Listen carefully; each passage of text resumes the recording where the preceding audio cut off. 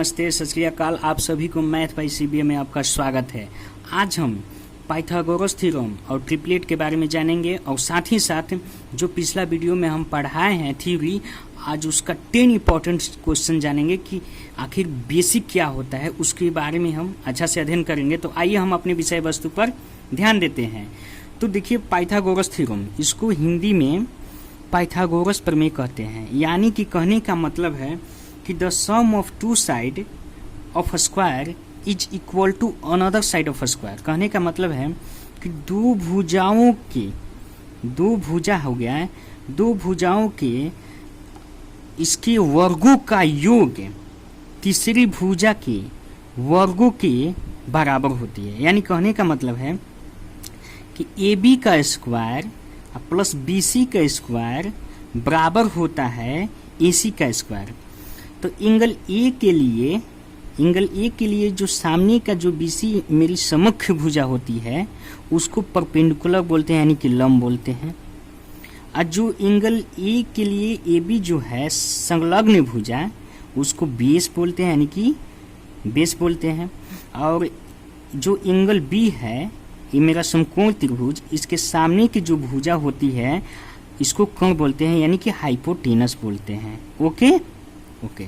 तो आइए इसको हम, तो देखिए, तो ए बी मेरा क्या है, ए बी मेरा आधार है तो बेस ले लिए। बी सी मेरा क्या है, लंब है, तो इसको हम पी ले लिए। और ए सी मेरा हाइपोटेनस है, कर्ण है, इसे हम एस से डिनोट किए।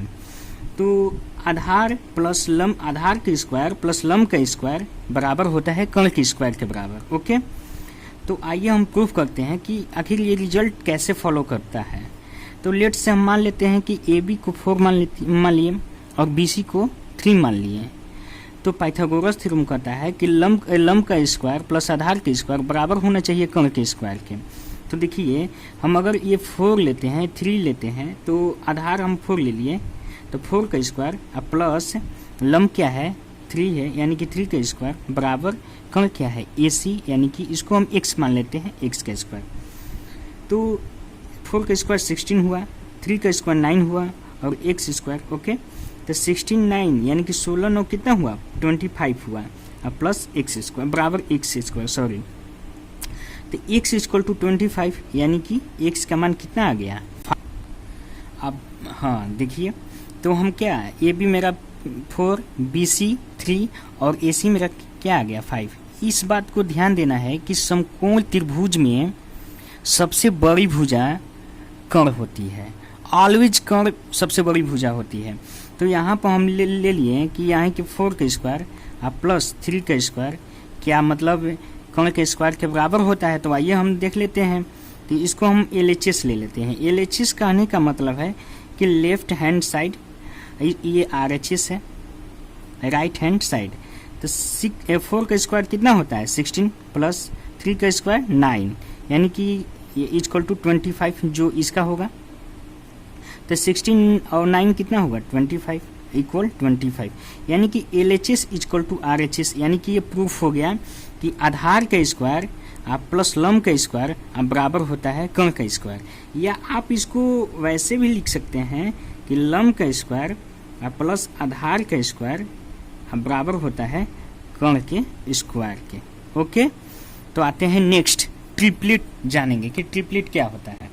तो आइए हम ट्रिपलेट जानते हैं कि ट्रिपलेट क्या होता है। ट्रिपलेट बहुत इम्पोर्टेंट कॉन्सेप्ट है, ये जानना बहुत ज़रूरी है, क्योंकि ऑलवेज कॉम्पिटिटिव एग्जाम्स और बहुत सारे एग्जाम्स में पूछे जाते हैं, चाहे 10 क्लास हो या 10+2 हो या SSC CGL railway, any type of exams बहुत इंपॉर्टेंट है ट्रिपलेट। आइए हम ट्रिपलेट ध्यान देते हैं। ओके। ट्रिपलेट, तो ट्रिपलेट क्या होता है। ट्रिपलेट का 2 फॉर्म होता है, एक ऑड नंबर का, एक इवन नंबर का। ऑड का मतलब होता है विषम और इवन का मतलब होता है सम। आज यही 2 फॉर्म जानेंगे कि ऑड का ट्रिपलेट कैसे फाइंड आउट किया जाता है और इवन का ट्रिपलेट कैसे फाइंड आउट किया जाता है। ओके। तो आइए ऑड का हम ट्रिपलेट निकालते हैं कि ऑड का ट्रिपलेट कैसे फाइंड आउट किया जाता है। ओके। तो मान लेते हैं ऑड मान लेते हैं 5 है, तो 5 ऑड एक ऑड नंबर है, ओके, एक ऑड नंबर है, तो 5 का हम ट्रिपलेट कैसे निकालते हैं? तो 5 का ट्रिपलेट निकालने के लिए, ऑड ट्रिपलेट निकालने के लिए हम 5 ऑड एक नंबर ले लेते हैं। तो ऑड का जो फाइंड आउट किया जाता है ट्रिपलेट, इसका डिफरेंस जो होना चाहिए 1 होना चाहिए, ओके। कहने का मतलब है कि फर्स्ट ऑफ ऑल 5 का हम स्क्वायर करेंगे, तो 5 का स्क्वायर क्या होता है 25, और इसका जो डिफरेंस होना चाहिए 1 होना चाहिए, ओके। तो इसमें से क्या करेंगे कि 25 में से 1 घटा देंगे, कितना आ गया 24, और 24 को हम 2 पार्ट में इक्वल हम ब्रेक करेंगे, यानी कि कितना होगा 12 और 12, ओके। और जो हम घटाए हैं 1 -1, मतलब इसका डिफरेंस किसी एक में या दोनों में से किसी एक में 1 ऐड कर लेते हैं। तो इसलिए हमको मालूम पड़ता है कि जो 5 का ट्रिपलेट हुआ 5, ये 13 होगा, इसका सम 12 13, यानी कि हम जानते हैं कि ये जो मेरा 5 12 13 हुआ एक समकोण त्रिभुज को फॉलो करता है। कैसे? तो आइए ये भी दिखा देते हैं। 5 का स्क्वायर ये मेरा क्या हुआ, लंब मान लेते हैं, इसको हम बेस मान लेते हैं, इसको हाइपोटेनस मान लेते हैं। तो हम जानते हैं कि किसी समकोण त्रिभुज में सबसे बड़ी भुजा होती है, सबसे बड़ी भुजा कर्ण होती है। तो 5 का स्क्वायर प्लस 12 का स्क्वायर बराबर होता है 13 का स्क्वायर। तो 5 का स्क्वायर कितना होगा 25, 12 का स्क्वायर कितना होगा 144 और 13 का स्क्वायर 169। तो इसका सम क्या है 169, 9 आ रहा है, तो हाँ, तो 169 आ गया, ओके। तो 169 आ गया। तो यहाँ पर क्या हो रहा है, फॉलो कर रहा है, यानी कि ऑड नंबर का जो ट्रिपलेट हुआ मेरा 5 का, तो 5 12 और 13 हुआ, ओके। इसी प्रकार हम इवन का जानते हैं कि इवन का ट्रिपलेट कैसे फाइंड आउट किया जाता है। तो इवन नंबर का ट्रिपलेट, ओके। तो इवन नंबर का ट्रिपलेट फाइंड करने के लिए फर्स्ट ऑफ ऑल इसका डिफरेंस जो होना चाहिए वो 2 का होना चाहिए। कहने का मतलब है कि मान लेते हैं कि ले लेते हैं 8, ओके। ये क्या है मेरा इवन नंबर है। तो सबसे पहले 8 को हम स्क्वायर फॉर्म में क्रिएट करेंगे।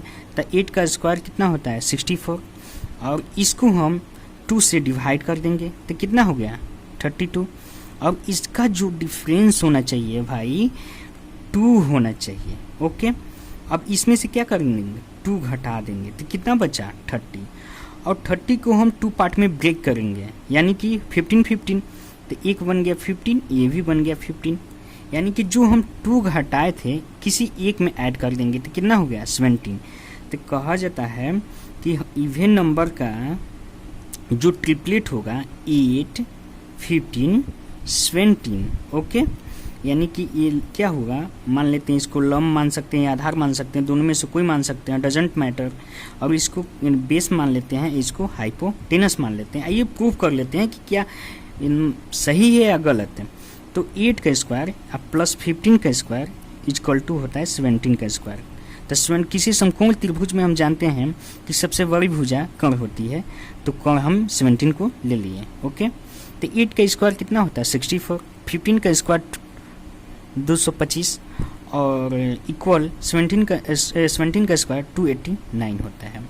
तो क्या ऐड करने पर 289 आ रहा है, 289 आ रहा है। यानी कि कहने का मतलब है कि मेरा प्रूफ हो गया कि ये एक क्या है समकोण त्रिभुज है जिसका ऑड का इवन का जो ट्रिपलेट हुआ 8 15 और 17 हुआ, ओके। आइए हम इसके बाद क्वेश्चन करेंगे, इम्पोर्टेंट क्वेश्चन। पिछले जो वीडियो में हम थ्योरी पढ़ाए हैं उसका क्वेश्चन आज हम देखते हैं, ओके। तो आइए हम देखते हैं इसमें क्या है कि ये जो क्वेश्चन है इसमें क्वेश्चन प्लस कॉन्सेप्ट दोनों ही है, इतना इम्पोर्टेंट है। This is a basic concept and question, okay. तो आइए हम देखते हैं क्या होता है। कह रहा है कि यदि ये एक न्यून कोण है, ओके, यदि ये न्यून कोण है तो साइन ए तथा कॉस ए का जो मान होता है 1 से छोटा होता है। कैसे होता है तो आइए देखते हैं। मान लेते हैं कि ABC एक समकोण त्रिभुज है। ओके, ABC क्या है? एक समकोण त्रिभुज है। तो हम जानते हैं कि साइन A इक्वल टू लंब बटा कोण होता है, यानी कि एंगल साइन A के लिए जो BC है समूह भुजा, ये मेरा लंब हुआ, और जो संलग्न भुजा AB है मेरा बेस हुआ, यानी कि B क्या है? BC है। और जो हाइपोटेनस है कोण, वो मेरा AC है। ओके, तो हम लोग जानते हैं कि समकोण त्रिभुज में सबसे बड़ी भुजा क्या होती है? कोण होती है। यानी कि कहने का मतलब है कि BC जो है इज लेस देन AC, यानी कहने का मतलब BC छोटा होता है AC से। कभी भी अगर हम इसको 3 बोलते हैं, इसको 4 बोलते हैं या 5, तो समकोण त्रिभुज का फॉलो कर रहा है। ओके, समकोण त्रिभुज का फॉलो कर रहा है। तो कभी भी देखिए 3, 4, 5 है, AC ऑलवेज ये दोनों साइड से बड़ा ही होता है, यानी कि BC is less then AC, यानी कि BC जो होगा इक्वल AC को हम नीचे बाटा में किए लेस देन 1। तो BC अपॉन AC किसके बराबर हुआ? साइन के बराबर। तो sine A is less than 1, यानी कि साइन का मान हमेशा 1 से क्या होता है? छोटा होता है। उसी प्रकार कॉस A का मान भी 1 से छोटा होगा। ओके, तो आइए हम नेक्स्ट कॉन्सेप्ट पर प्लस क्वेश्चन दोनों है चलते हैं। कह रहा है कि यदि A एक न्यून कोण है तो सेक A और कोसेक A का मान 1 से बड़ा होगा। आइए कैसे होता है, तो आइए हम प्रूफ करते हैं। तो मान लेते हैं ABC एक राइट एंगल ट्रायंगल हुआ, यानी कि समकोण त्रिभुज। इसको A मान लेते हैं, इसको B मान लेते हैं, राइट एंगल ट्रायंगल है, इसको C मान लेते हैं। तो कह रहा है क्वेश्चन कि यदि A एक न्यून कोण है तो सेक A और कोसेक A का मान 1 से बड़ा होगा। तो हम लोग जानते हैं कि कोसेक A इक्वल टू कोण अपॉन लंब होता है। कोसेक A इक्वल टू कोण बटा में लंब होता है, क्योंकि साइन का अपोजिट होता है। ओके, तो कोण एंगल B का जो सामने की भुजा है AC है, और B जो परपेंडिकुलर है यानी कि लंब BC, यानी कि एंगल A के सम्मुख भुजा BC। तो कहता है कॉन्सेप्ट कि जो समकोण त्रिभुज होता है उसमें सबसे बड़ी भुजा होती है, कोण होती है, यानी कि AC ग्रेटर देन BC।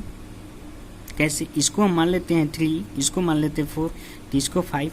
ये ऑलवेज दोनों साइड से क्या होता है? बड़ा होता है। ओके, तो AC बड़ा होगा BC से। तो AC upon BC greater than 1, यानी कि AC अपॉन BC क्या था मेरा? कोसेक A था। ओके, कोसेक A था। तो कोसेक A ग्रेटर देन क्या होगा? 1। इसीलिए कहा जाता है कि यदि एक न्यून कोण हो तो सेक A और कोसेक A बराबर होगा किसके? 1 से। ओके, आइए हम अगला नेक्स्ट पर ध्यान देते हैं। आइए हम तो अगला नेक्स्ट कॉन्सेप्ट जानते हैं कि यदि A एक न्यून कोण हो तो tan A तथा cot A का मान 1 से छोटा या 1 से बड़ा या 1 के बराबर कोई भी हो सकता है। सही बात है। तो देखते हैं कि मान लेते हैं कि राइट एंगल ट्रायंगल हुआ। ओके, तो राइट एंगल ट्रायंगल हुआ, इसको मान लेते हैं ABC। तो समकोण त्रिभुज में लिखते हैं कि समकोण त्रिभुज ABC में लंब तथा आधार में कोई भी बड़ा या छोटा हो सकता है।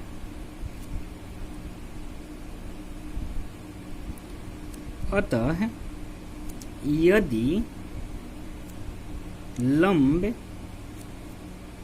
आधार, जो ये लंब है इसके एंगल A के लिए ये लंब हुआ परपेंडिकुलर, ये बेस हुआ। यदि जो लंब आधार से बड़ा है तो tan a का मान जो होगा ग्रेटर देन 1 होगा। ओके, यहाँ जानते हैं यदि लंब आधार से छोटा है, यदि लंब आधार से छोटा है तो tan a छोटा होगा 1 से। ओके, और पुनः यदि लंब बराबर है आधार के तो tan a बराबर होगा 1 के, यानी कि tan a का मान जो है सदैव 1 से बड़ा, छोटा या बराबर कोई भी हो सकता है। ओके, तो इस चीज को तो अंडरस्टैंड कर लिए। तो एक बार और देख लेते हैं। कहने का मतलब है कि समकोण त्रिभुज ABC में लंब तथा आधार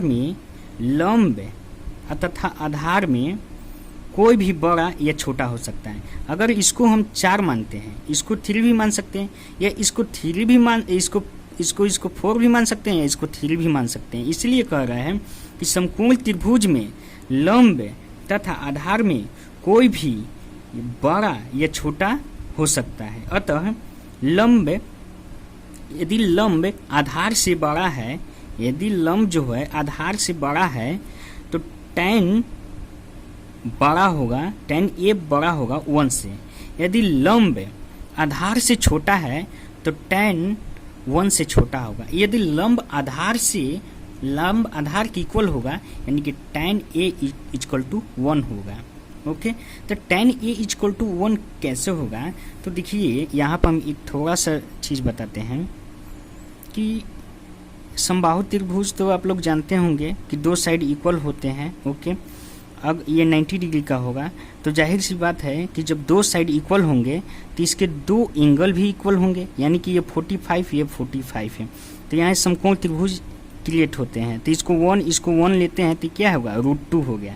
तो वही कह रहा है कि यदि लंब और आधार इक्वल है तो tan a जो मेरा होगा इक्वल होगा a के बराबर। और tan a का मान सदैव या तो 1 से बड़ा होगा, या तो छोटा होगा, या बराबर होगा, यानी कि कोई भी हो सकता है। ओके, तो आइए हम लोग नेक्स्ट क्वेश्चन देखते हैं।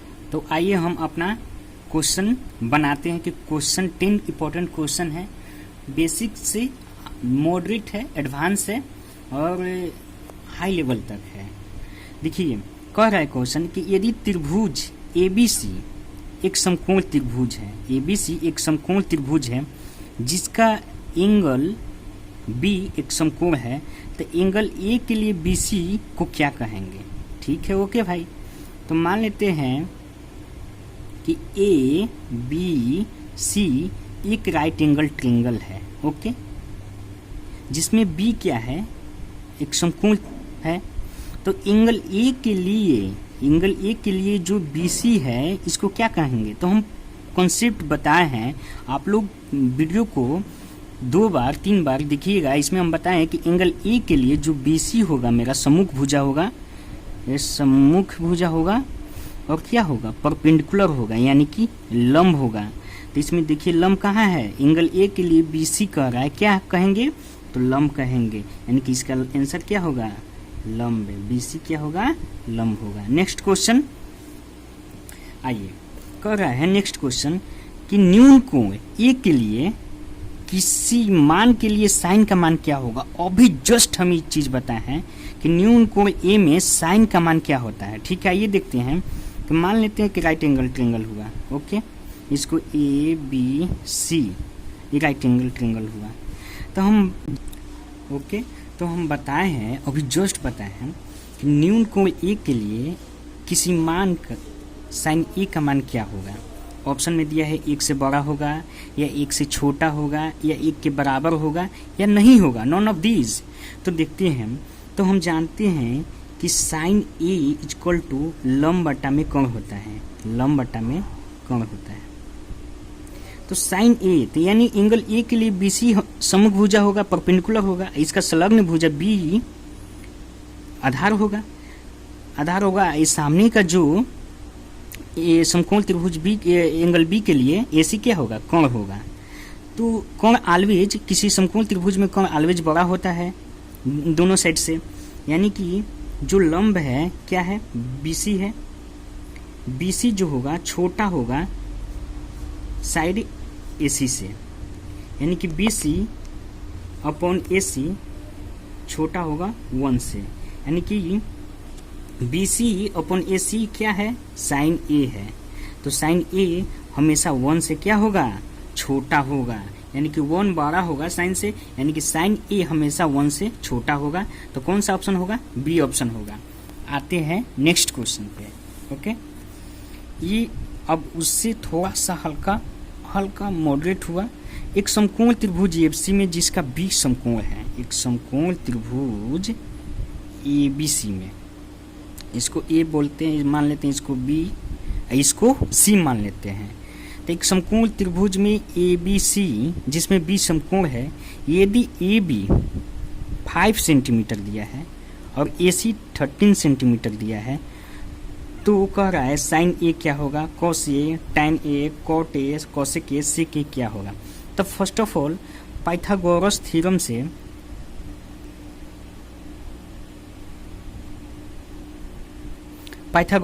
से हम निकालेंगे BC क्या होगा। तो हम बताए हैं आपको कि लंब का स्क्वायर प्लस आधार का स्क्वायर बराबर होता है कर्ण के स्क्वायर के। ओके, तो लंब हमको मालूम करना है, एंगल ए के लिए BC सम्मुख भुजा लंब होगा। तो AB क्या है, आधार है, ये बेस दिया है या हाइपोटेनस दिया है, अब P हमको फाइंड करना है।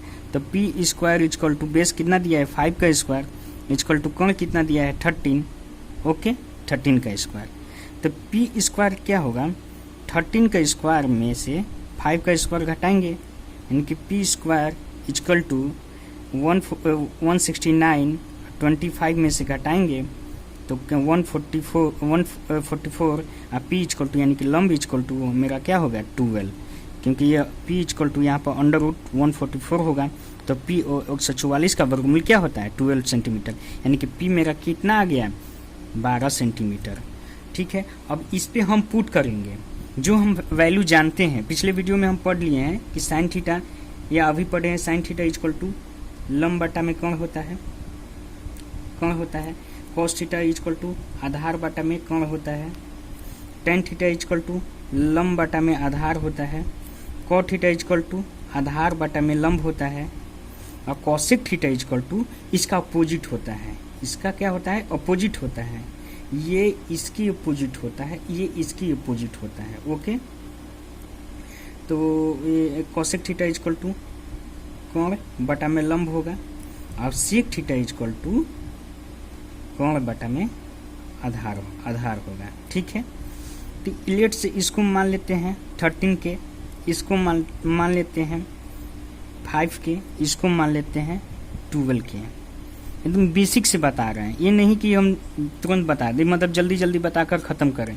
तो लंब बटा कर्ण, तो लंब क्या है साइन ए का, तो लंब मेरा BC हुआ 12, तो लिखेंगे 12, और कर्ण क्या हुआ 13, यानी कि 12 के आउट ये अपॉन 13 के, तो के से के कट गया, तो क्या आ गया 12 बटा में 13।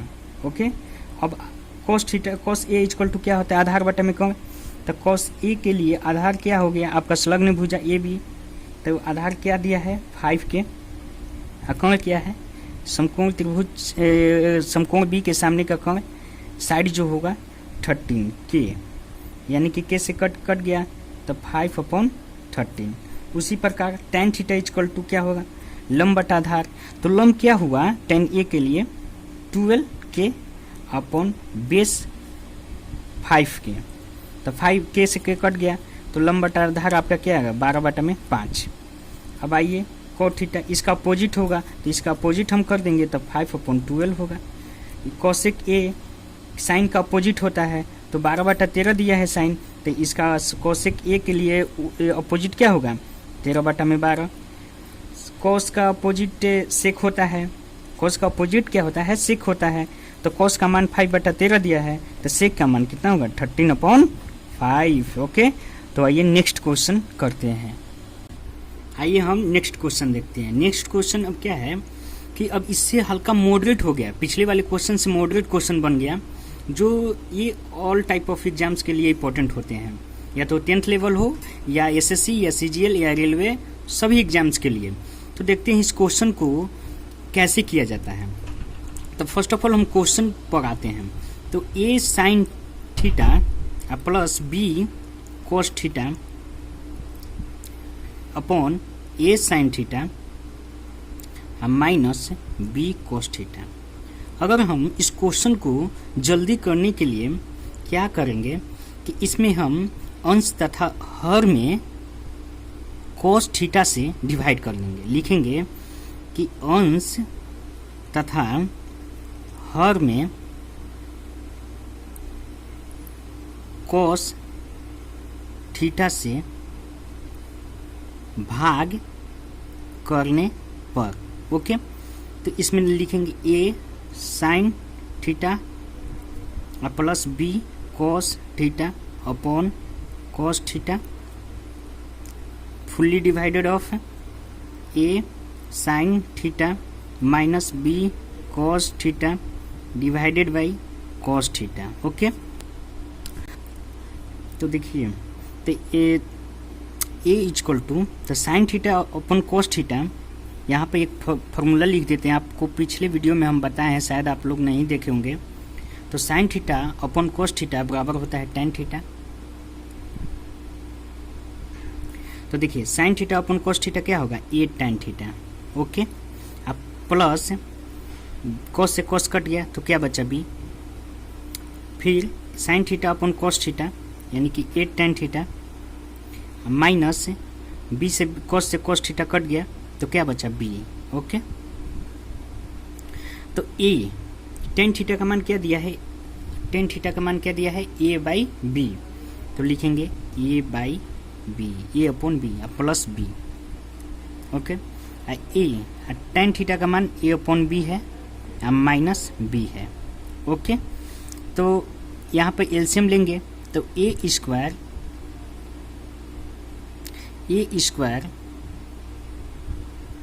Plus B square upon B और A square plus minus B square upon B. तो बी से बी कट गया तो क्या बचा, A square plus B square upon A square minus B square. ये हम लोग का क्या हुआ, आंसर हुआ। तो ऑप्शन में कौन सा ऑप्शन है, ए स्क्वायर प्लस बी स्क्वायर ए स्क्वायर माइनस बी स्क्वायर, यानी कि डी ऑप्शन होगा। ओके, चलिए आते हैं नेक्स्ट क्वेश्चन पे। एक कह रहा है कि यदि थीटा जो है 0 डिग्री से बड़ा होगा और 90 डिग्री से छोटा होगा, यानी कि न्यून कोण का बात कर रहा है, तो कर इसमें साइन का मान दिया है 12/13, तो पूछ रहा है कोस थीटा इक्वल टू क्या होगा। तो मान लेते हैं कि राइट एंगल ट्रायंगल। ओके, इसको कोई कुछ भी ले सकते हैं, ए बी सी या एक्स वाई जेड। तो ए बी सी ले लिए हम, जिसमें ये एंगल ए को हम मान लेते हैं थीटा। तो इसके साइन थीटा इसको लंब बटा कम होता है, यानी कि साइन थीटा 12/13 दिया है, यानी कि 12 क्या है, लंब है, और 13 क्या है, कण है। तो 12 हुआ, ये 13 हुआ। तो आपको हम एक ट्रिपलेट बताए हैं, या आपको इसको फाइंड आउट भी कर सकते हैं, जैसे कि लंब का स्क्वायर प्लस आधार का स्क्वायर बराबर होता है कर्ण का स्क्वायर। ओके, तो लंब कितना दिया है, 12 का स्क्वायर प्लस आधार को बेस लिख लेते हैं अपॉन कर्ण का स्क्वायर 13 का स्क्वायर। तो बेस का स्क्वायर तो 13 का स्क्वायर इधर चल जाएगी, इक्वल को उस साइड जाएगा तो माइनस में चेंज हो जाएगा, प्लस वाला माइनस में चेंज होगा तो 12 का स्क्वायर, यानी कि 13 का स्क्वायर 169 और 12 का स्क्वायर 144। ओके, बी स्क्वायर तो बी अंडर रूट क्या होगा 25, तो 25 का वर्गमूल क्या होगा 5, यानी कि बेस का मान कितना आ गया मेरा 5 आ गया, तो ये कितना हुआ 5 हो गया। तो साइन थीटा 12/13 दिया और मेरा बेस आ गया आपका 5 है। तो इसमें पूछ रहा है कि cos थीटा इक्वल टू क्या होगा, तो cos थीटा इक्वल टू हम जानते हैं कि आधार बटा में कोण होता है। ओके, तो आधार आपका क्या है, आधार एंगल थीटा के लिए लिए हैं, तो आधार मेरा 5 है और कोण क्या है 13 है। ओके, ये मेरा क्या हुआ 5/13, इसमें देख लीजिए आंसर कौन है, यानी कि ऑप्शन बी है, ये मेरा आंसर हुआ। आइए नेक्स्ट क्वेश्चन। नेक्स्ट क्वेश्चन कहता है कि tan का मान सदैव 1 से कम होता है, क्या ये सत्य है, मतलब क्या ये सत्य है या असत्य है। आइए हम इसको प्रूफ करते हैं कि ये tan का मान सदैव 1 से कम होता है। तो आइए देखते हैं। मान लेते हैं कि एक राइट एंगल ट्रायंगल यानी कि एक समकोण त्रिभुज ABC, एंगल ये बी हुआ, एंगल ए के लिए ये लंब हुआ, एंगल BC लंब हुआ यानी कि सममुख भुजा, AB संलग्न भुजा है बेस हाइपोटेनस। ओके, तो क्या ये सत्य है या असत्य है देखते हैं। तो tan A इक्वल टू क्या होता है, लंब बटा में आधार होता है। तो लंब बटा आधार यानी कि BC अपॉन क्या होगा AB होगा।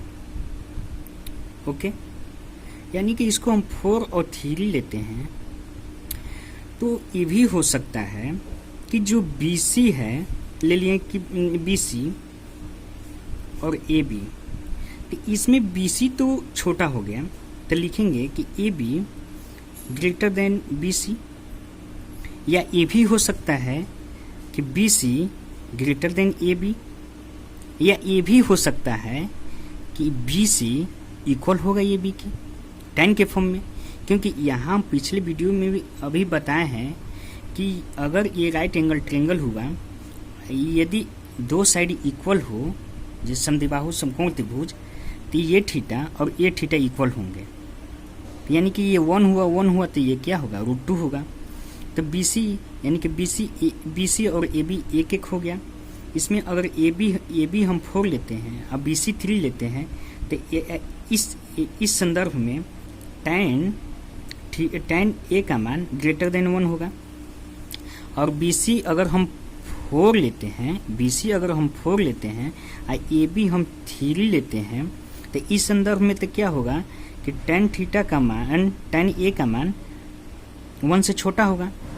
अगर हम इस संदर्भ में ABC अगर AB और BC इक्वल हैं, तो इस संदर्भ में हम लोग का tan A का मान क्या होगा 1 के इक्वल होगा। तो जाहिर सी बात है कि tan का मान सदैव 1 से कम नहीं होगा, कभी मतलब